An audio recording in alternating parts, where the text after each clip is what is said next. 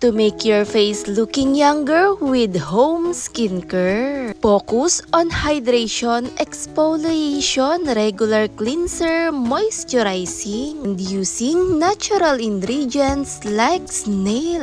1 teaspoon snail aloe serum smoothing gel, anti-aging, maintaining youthful looking skin, help improve skin texture and reduce the wrinkle. Rich in antioxidant like vitamin C and vitamin E, and 1 teaspoon coconut oil can help moisturize and soften the skin. Sobrang ganda nito, lalo yung benefits na dala, pinapanatilihing makinis, malambot ang balat, anti-aging na rin.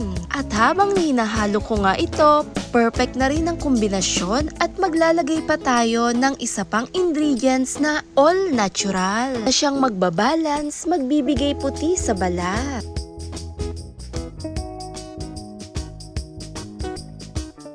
1 teaspoon ng rice flour.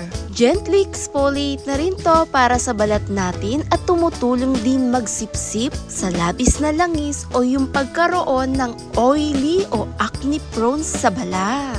Dahil ang rice flour nagbibigay lightening lalo sa pagka-dark spot at nagbibigay improved skin tone. Makinis, malambot.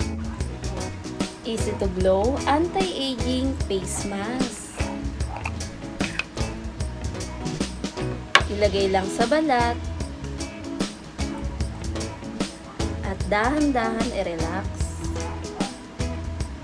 Nagbibigay kinis, puti at lambot sa balat. Youthful looking skin. Maganda gamitin kahit pang araw-araw.